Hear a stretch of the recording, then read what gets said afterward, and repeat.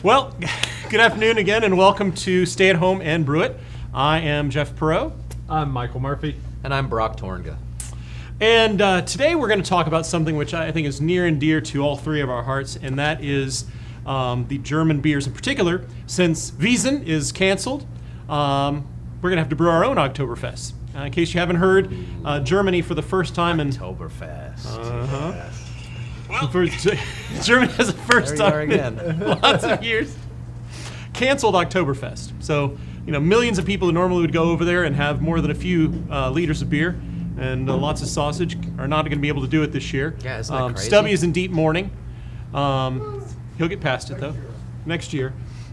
But we're going to talk about the Oktoberfest beer style. Now, you guys, both of y'all have brewed an Oktoberfest, or? I have. Definitely. Okay. Yes. Nice. Mm-hmm. Some Munich Darks and some Munich Golds and very nice beers. This is one of I love this time, and all of these good malty beers come out, and also here just working at the shop, seeing all of the recipes come in for all of the. I love this time of year. So Yeah, I mean, to me, summer opens up your range of beer styles that you can brew that are, and mine tend to lean more German. I'm doing my Hef, I'm doing, those type beers. I'm doing my Berliner here in the summer, and, which also then, this year I need to probably do my Oktoberfest now, and then, which we're going to get into. Yeah. So, how many? I don't know how many of y'all maybe know the history of Oktoberfest itself, and so we won't go too much into the history itself, but because you can find a lot of that pretty easily online. But the the Oktoberfest itself was started really as kind of this celebration, and I was wondering how soon it would take how much it would take before the hat went on. Nice. Yeah, that completes it. sorry to interrupt you. No, it's all right. It's all right. So traditionally, the brewing season would come to an end in Germany around this time of February, March, April, and brewing would stop, and the brewing season would mostly end for because the summer months it was hard for them to make the lagers, and then they'd pick it back up as the weather got cooler around late September. And a way of celebrating that is they'd have a beer that they brewed around March, which was called a Märzen. Am I pronouncing it right? Yeah, I think you're dead on. Okay. I don't know. Stubby might disagree, but Yeah, we'll ask him here in a second. I'm And- Norwegian, so Yeah. Märzen. And I'm Texan, so it's Marzen. Yeah, I'm Eastern European, so that's all kinds of messed up. But now, wasn't the first Oktoberfest held as a celebration of a wedding, correct? Yes, it was. And it was celebrated as a celebration of a wedding, and it happened that they continuing to celebrate the anniversary every year. Now, since then, originally the beer that was produced was a kind of a darker, heavier style, one that was meant to be lagered throughout the summer months. Mm-hmm. And then, as time has gone on, that's actually changed. As years passed, German brewers found out that they could make a less expensive beer with less malt, lighter in color, easier for people to drink mass quantities of. Mm-hmm. And so from that, kind of the Fest beer style was born. The Fest beer, yes. There is definitely a difference between the Marzen and Fest beer. Okay. And maybe we should have actually brought up some BJCP stuff, but that might be something if you're really interested in these styles of beer. If you check out the BJCP guidelines, between the two different styles, there are some differences in there. Correct. A Fest beer is going to tend to be a little bit lighter, or tend to be significantly lighter. Yes. And it's going to be a little less hoppier, a little easier drinking. I've had it, and it's to me it seems very close to a Helles. Yeah, it's definitely that lighter color. So I think a little less malty and definitely they're very, very drinkable beers. Yeah, but the lighter style was meant to be something which was much more drinkable, and so recently with the BJCP guidelines we've seen the Fest beer come about as one of the things. And actually, I went to Oktoberfest years ago. They're in Germany, and my first thing was I thought I was going to be drinking huge steins of Märzen and drinking these, and no, it was all just this really light colored beer, and it was a Fest beer. It was delicious. Don't get me wrong. I had more than a few. A few liters. More than a few. Yeah, if you haven't ever had a chance to go, it is an absolute smashing time, and it's the craziest thing. So these huge tents and they're packed with these big long picnic tables. German picnic tables. And the beginning of the day, everybody's eating, and they're just starting to. But about midday, everybody rises and they stand on top of these. Now, it is the most ridiculous thing you could ever see, because at the end of the tent, there is a German cover band playing really, really bad American covers all day long, and people are standing on top of the tables, and these tables are just like. It's so ridiculous. It wouldn't work here, but if you have a chance to go, it is some of the most fun I've ever had in my entire life. I have never known that the words to John Denver's Country Road is known by every single nationality in this world, because they would sing it over it and everybody would go nuts, and then just country road take me. You know, I'm standing next to these guys from Japan who are just belting it out at the top of their lungs. Like, this is beyond me. And then the next song is I proceed. So Yes, those are some good-looking masks on those people, I must say. Oktoberfest in Munich is definitely that's on my bucket list. Oh, That's- it's so cool, and the beer is so good.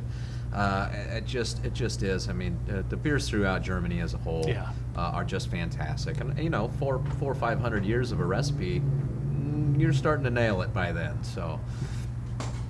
Oh yeah, and then the Seven Nation Army. Yeah, when I was there one time, I found out that evidently Italy's their Italian soccer league had their own little theme, or kind of theme song or whatever, and it was actually the exact same as the White Stripes Seven Nation Army. So just at random moments, it was either Country Roads, or you'd hear this bo bo bo bo bo bo, bo and the whole time. Bo bo bo bo. That's awesome. It's a must-do, but getting away from our perhaps Oktoberfest pursuits and whatnot, you might be wondering, okay, well, why are we talking about Oktoberfest now when we're months away? Well, a lot of that is because now is a great time to start brewing an Oktoberfest. And even though it's called an Oktoberfest in Germany happens at the end of September. Right. So if you're wanting your beer to be ready at the 1st of October for Oktoberfest, you've missed it. So you want to start thinking, you want your beer to be ready mid-September. Then we're talking lager. Yep. So and I like there are ways to quick lager a beer, but I go with the traditional method, and it takes a little while. So definitely a couple of months in there. You got to think about that when you're placing this. If you're wanting to time your Oktoberfest, your fest beer to the proper time, Now I've actually already brewed mine, or started. I started with my first one, and that's because I just can't wait for this style to come out. I have a great one. It's really, really good and drinkable, and I'm just ready to drink that beer. So I've already had it in the fermenter for a couple of weeks. Yeah, it's ready to lager. Well, talking about that, what was it? Talking about that, we wanted to start getting into kind of the ingredients. I mean, how do you begin to envision your own Oktoberfest? Now, in front of us, we've got some malts, hops, and yeast, as well as 2 kits. And in particular, the malts, I thought we might kind of go through some of those first, because right now on the camera, they probably look very close to the same, but these are very distinctive and different malts. The first one we have here is an IRX Pilsner. Next one is IRX Munich. Then we have the IRX Vienna. After that, we have a Cara Munich 2, and then we have a Melanoiden malt. Now, I know we haven't gotten to the point of smell-o-vision or taste-o-vision, so we thought what we'd do is kind of run through a little bit of some of these details of these malts, so that as you begin kind of envisioning your own Oktoberfest style, it can kind of help you to kind of begin to put that together, because a lot of times we don't think the taste of Pilsner malt, the taste of Munich, taste of Vienna, how that all works together. So, sure. Well, let's. I would say that's something that I encourage people to do all the time. If you get your grain at home, even if it's whole or crushed, take a couple kernels. Taste it, especially if it's whole. Yeah, and you don't need a handful, just a couple of kernels, and you're really going to get that. So we're going to get you, Tyler, we're just going to get you a close-up here of this malt. I don't know if you can see that. Tyler, does that look about right? Yeah, it's great. Okay, so this is just a regular Pilsner malt. This is our Irish Pils, actually, which is a Bavarian maltster. They're one of the old. Actually, I think they're the oldest Bavarian maltster in the world. Wow. And they've been around for a long time. There's a lot of consistency there. You get a very nice German quality complexity out of that grain, but it's a very, very light stature. Yeah. What are you guys tasting? A little bit of sweetness. Mm-hmm. Definitely. Yep. Almost a little bit of like a cracker, sort of a. Yes. I was going to say a little biscuity, little crackery. Yeah. Definitely. And a Pilsner you're going to be able to use for a variety of beers. Most of your beers. I think it's fantastic malt. I use it. Yeah. A lot of our pro breweries use it, and they're making some really, really nice beers. Pretty sure this beer Stubby said was they used the Irex Pilsner on. Is that in the Pegasus City? In the Pegasus, The yeah. High Point? Yep. That's a delicious beer. Well, the next one we have, because this, I mean, again, just visually it looks very similar. The Pilsner malt it's a beautiful looking malt, great husk. It has a nice plump sort of a look to it. The next one we have, of course, is the Munich Malt. So now the Munich's going to be a little bit darker in your Lovabond. I think our Irex Munich runs what 10 Lovabond, give or take. Tyler, we're going to look at this here too. Okay, and it's going to look very similar. But I think it's going to be just a little bit more of a robust flavor. Yeah. And definitely on the aroma of that malt too. I love opening up the Munich bin. It just, and call me crazy, but I don't know what it is about that Irex malt, but almost when I open that, I almost smell like peanut butter. I don't know why that is, but every time I'm like, ooh, peanut butter. But then, of course, you take a deep breath, and it's definitely not peanut butter, but it's gonna be a little maltier. It's gonna be a little more robust. There is some sweetness there. There is. It's almost like a little bit of a bread crusty sort of a taste to it. That's exactly what I was going to say. Definitely bread crust type flavors. Yeah. Okay, so the combination of those two is a great combination if you're beginning to craft your Oktoberfest style or Märzen. But it's very common also to use Vienna. Now, the Vienna malt, this is also an Irex Vienna.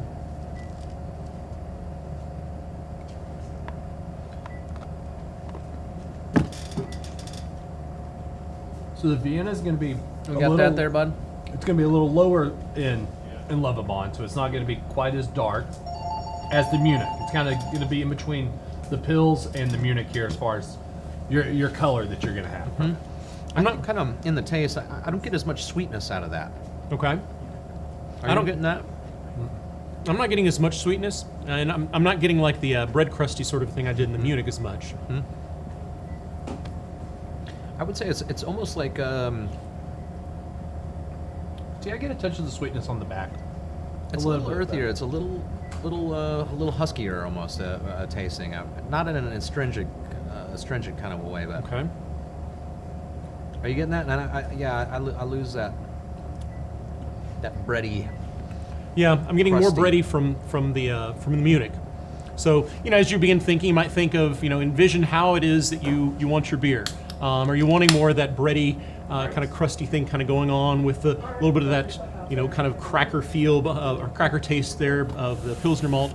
But the Vienna, Vienna's not a bad malt to add in there.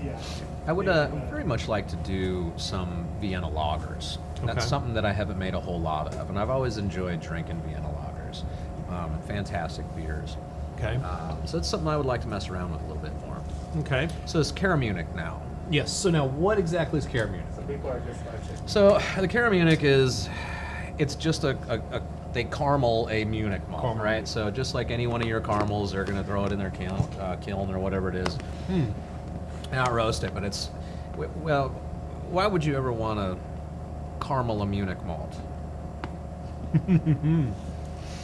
Well, I'm not sure why they want to, but I will say I like putting this one in my Oktoberfest.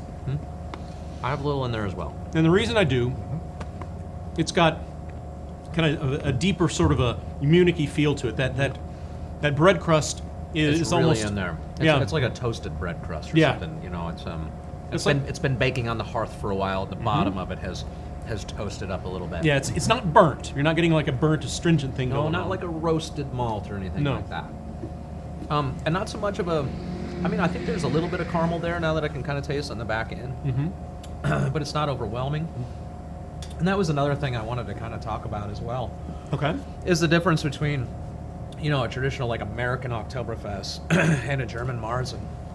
Excuse me, now I've got a bunch of huskies. So and not to, but so there's going to be 3 different Cara Munichs. You're going to have Cara Munich 1, 2, and 3, correct? Yep. And that's going to vary on the Lovibond, right? Just the level of caramel. The that they level put of on caramel. there. So the Cara Munich 1 runs about 30. I couldn't even tell you. Is it? I'd have to look it up. I'm not sure offhand. Pretty sure it's There's 40, so 50, many. 60. Cara Munich 1 runs about 40, 2 runs 50, and then 60. Batista Hicks. Father Jeff. Still out there. Ex padre. Yeah.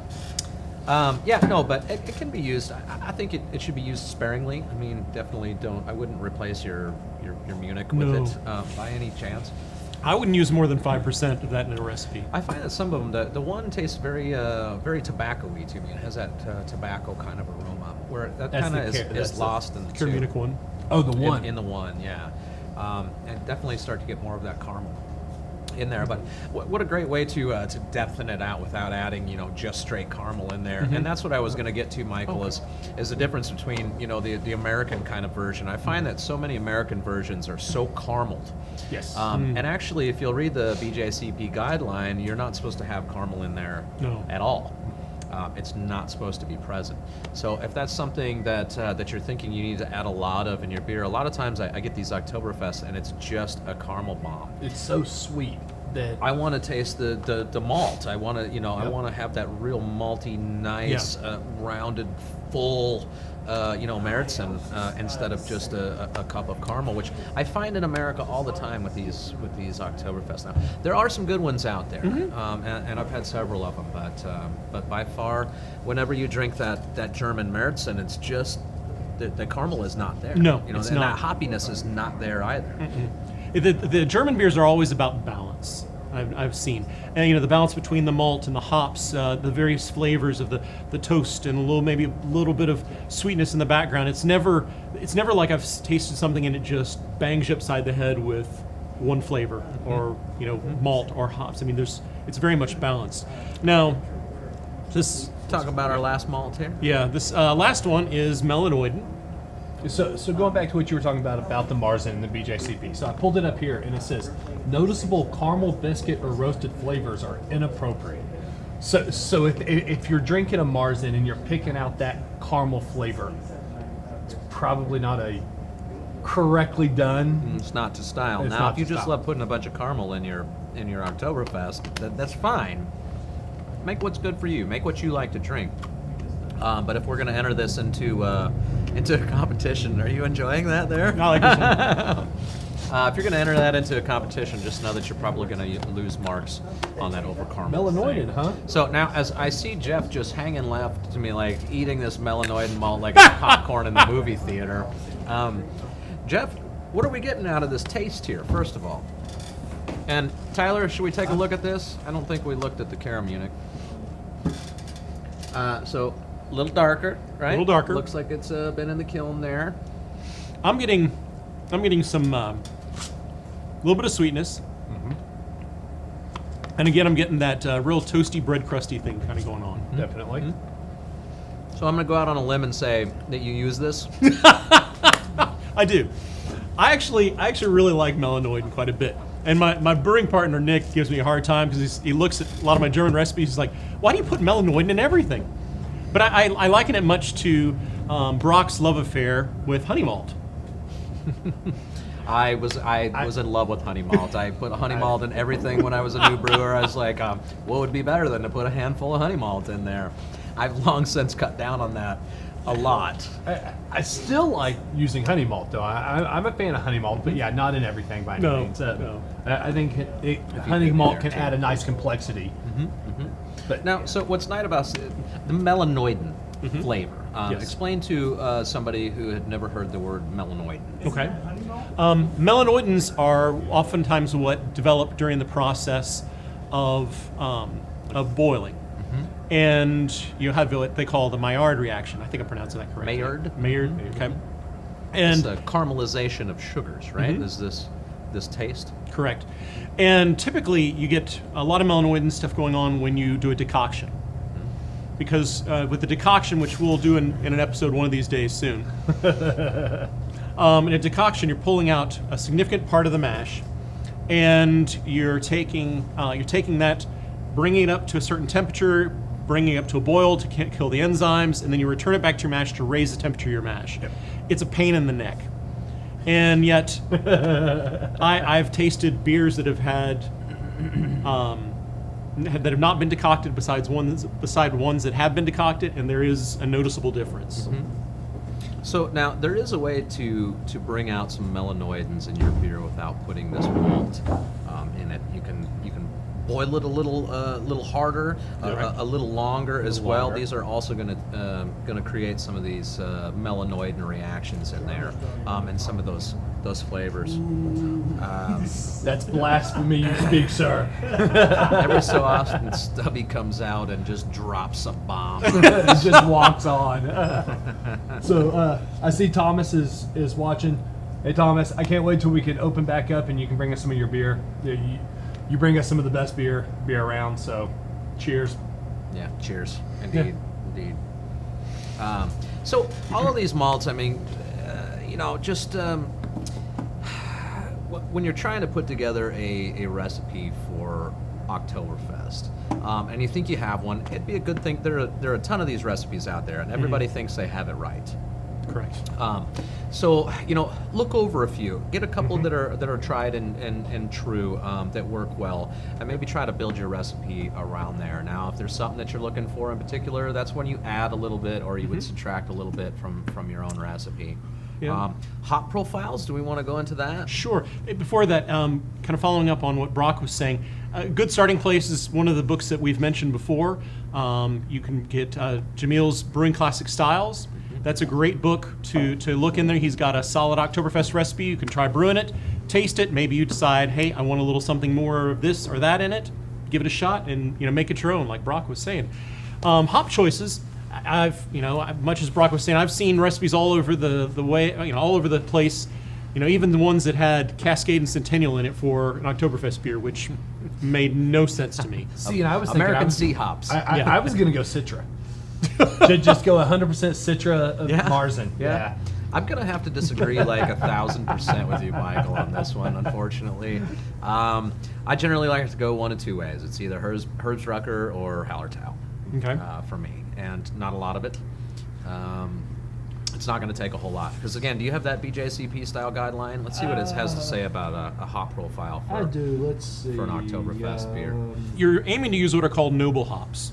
Hop bitterness is moderate and the hop flavor is low to none. German types, complex, floral, herbal, or spicy.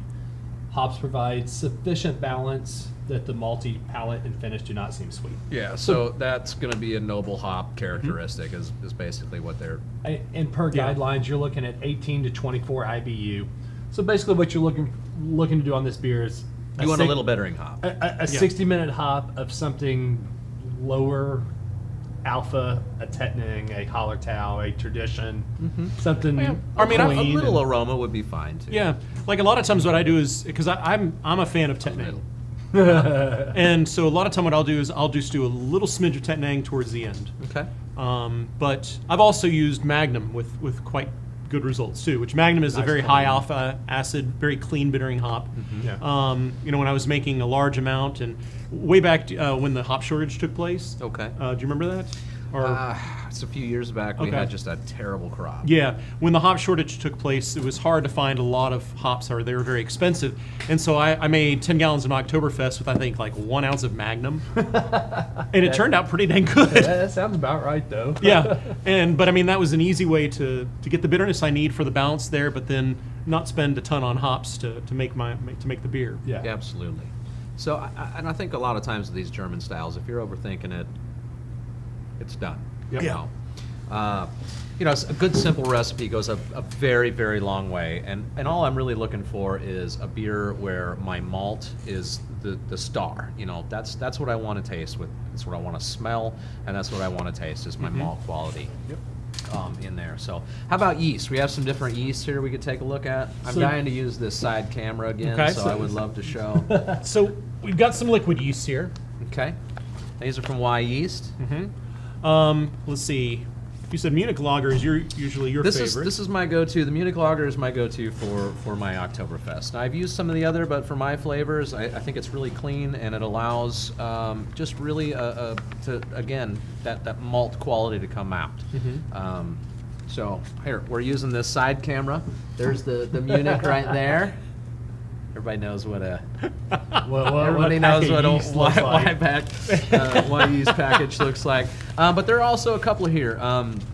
Y Yeast also makes a Oktoberfest blend. Has either of you guys ever used this Oktoberfest blend? I haven't, but that's kind of what I'm leaning towards using when I do mine here soon. I think I'm going to try that Oktoberfest blend. I think it would be interesting to try too. I've never used it. I used it last year. Did you? Okay. Used it last year, and it actually produced a really great beer. Really? Really great. It emphasized the malt character quite nicely, and yet it didn't finish heavy. Okay. So I mean, it fermented out completely. I thought it was clean wonderful. and nice, huh? Okay, well, maybe I better check that out this year. The third one that I have here from Y Yeast is the Bavarian Lager. And of course, there's no going wrong with a German yeast strain like that. But for those of y'all who are not able to get a hold of the liquid yeast, or maybe you more prefer the dry yeasts, we actually have a couple of options here.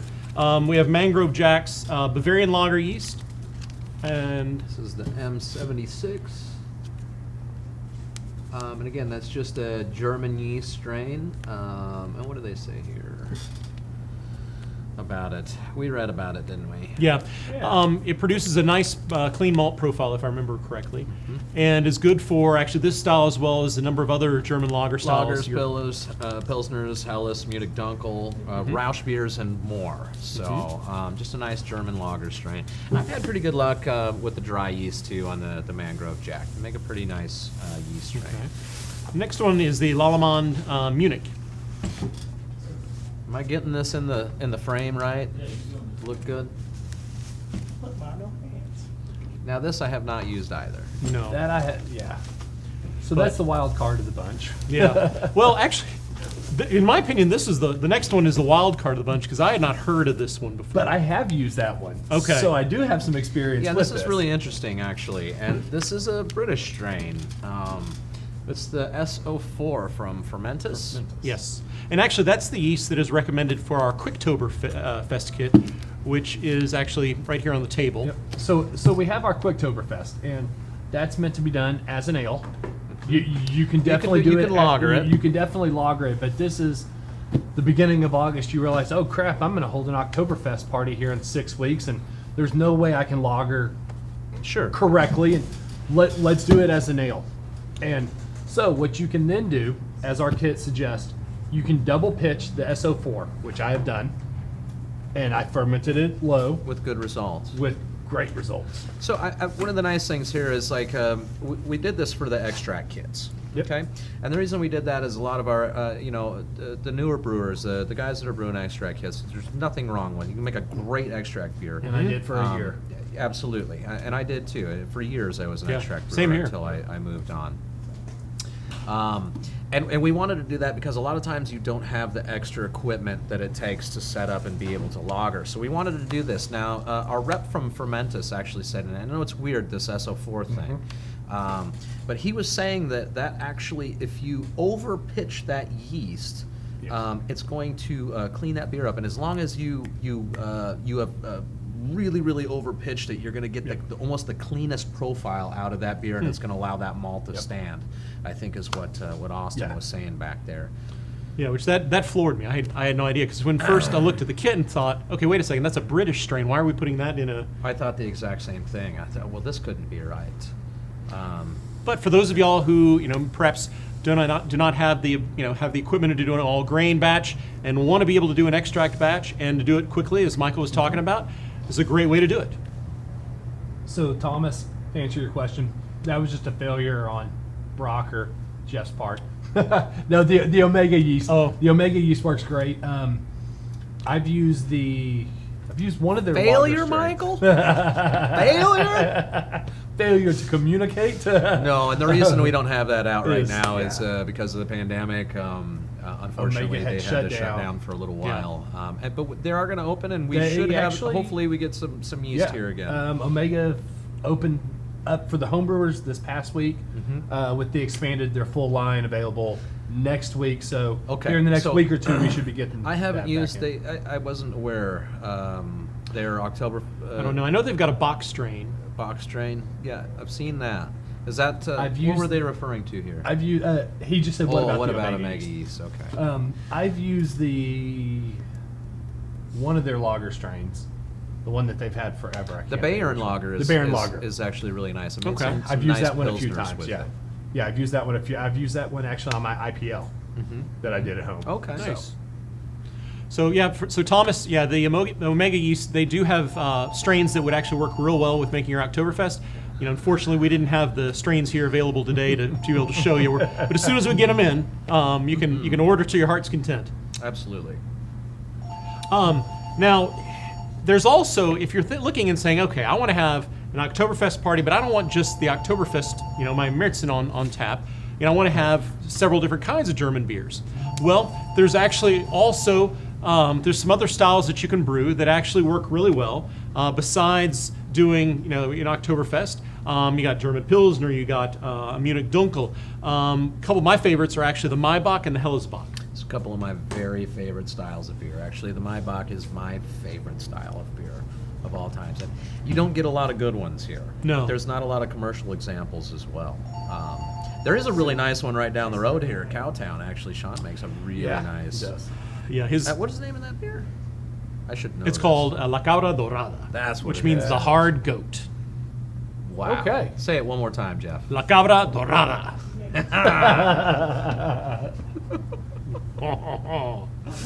So, another German fall beer that I prefer is, you mentioned a Dunkel. Uh-huh.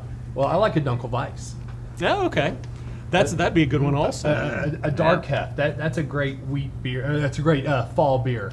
So let's talk about the Maibach a little bit. What Okay. is it? Sorry, I No, thought you were going to no, chime in. go for it. The Maibach is, I've always thought the Maibach's a very beautiful beer. It's heavier on the Munich Malt.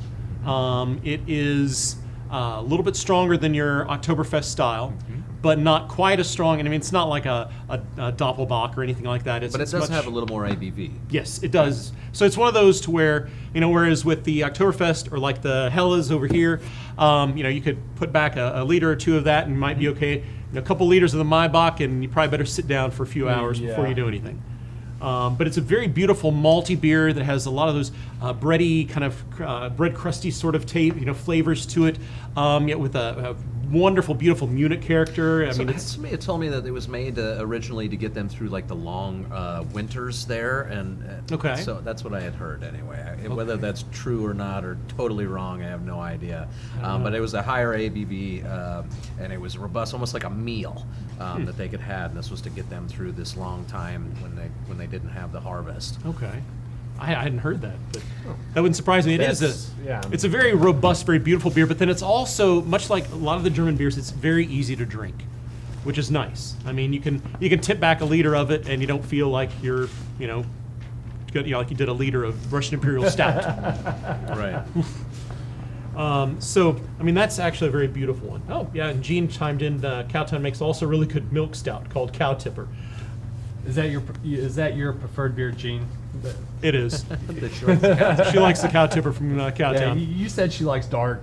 She likes it dark and strong. We need to do stouts on a different. That'd be another I love stouts. different show. Yeah, stouts are good. How about the Hellesbock? The Hellesbock is also a good one because What's it's... the difference between a Hellesbock and a Helles Lager? Ooh. What is the difference? Sounds like a Google button. Yeast. I love the Hellesbock. It's a little bit darker. It's like Yeah. I believe it's also called a Munich Gold Yes. or a Munich Dark, which is still not a dark beer, but it definitely doubles up on that Munich or even a dark Munich in there. Delicious sweetness and breadiness and just lovely. All things wonderful about German beer. Oh yes. Well, what I- Hackerschfor. I bought a keg of that Hackerschfor this last year. It their Hellesbach, and I wanna, Yeah. like nachos. Well, no, what's great about the Hellesbach is that you can brew it, and it's very approachable by some of the people who may not be craft beer drinkers that may be coming, because it is lighter in color, and yet I mean it still has a decent amount of color to it to keep it interesting, and has a beautiful malt profile as well. There is also the Helles Lager, which we have over here on our Helles Half Acre. That's also a really great beer to brew. That one, though, you can actually wait until a little bit closer. I think the grapes aren't in there. They're not? No. Okay. It's just a box.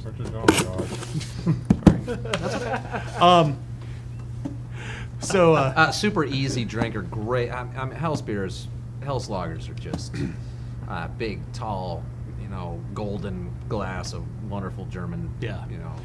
And that one can be brewed actually a little bit closer to the Oktoberfest. Or what's nice is this one can be brewed right now and enjoyed during the summer. That's a great summer beer. I mean, I would probably associate that closest to like a light lager, kind of similar, for non-craft nerds. Maybe that's going to be closer to your absolutely. To your Bud Light, your Coors Light. Yeah. I don't want to go that far. Well, but it's going to be No, it's going to be a lot indeed, closer than it's an easier drinking yellow beer for sure. than a coffee stout. Yeah. All right. So I guess kind of to round things up, I didn't see any other questions. Did y'all? No. Okay. Well, maybe kind of round things up here. There's. I love German beer. we love German beer. And right now is a great time to start getting together your plans to brew an Oktoberfest style beer, or to start get a Maibach going, or even a perhaps a Hellesbach, a fest beer, or a Helles Lager. You might kind of wait a little bit until you're a little bit closer to Oktoberfest time period. Doesn't need as long a lagering time. Indeed. And while you're brewing those, while those are lagering, while those are sitting, brew a Kolsch, brew a Hef. Yeah. Get you through these hot summer months with just some great German beer. That way, come Oktoberfest time, September, you got another great German beer coming, and That way we can just drink German beer all the time. life is wonderful. Like German or Belgian, like that, I'd be content. We do have a really good, really great kit here. It's a fantastic recipe. Yeah, like I said, I've done the Oktoberfest a few times with the Been really happy SO4, with and I was really happy with the way it Is this turned the out. one that has the aroma in it? Yes. Does that a little bit of aroma malt? Yeah, in this there? does have a little bit of See, aroma. I could eat the aroma malt like you can eat Yes. the Illinois malt. It's just, but you want to be a Yeah. little sparing with that in your beer. It's just a little bit goes a long, Same Yeah. with Illinois. long way. But as you're thinking about it, one thing, keep in mind the idea of balance between malt and hops. Also, for all grain brewers, I mean, there's a variety of grains that you have. Using them in different proportions, different percentages, produce a great beer. If you're not an all grain brewer, the Oktoberfest is a great direction to go. Even if you're an all grain brewer, it's a great direction to go. Indeed. Yep. And there's also some other great styles, so it's take advantage of it. Yeah, definitely. That's my mom sent me to Germany when I was 16. I fell in love with German beer. Fell in love with beer, thus German beer. So it's just been downhill since. Or uphill. Well, yeah, it depends on how. Yeah. Okay, well, fantastic. If you guys don't have anything else to add, I just want to thank everybody again for their continued support. Definitely.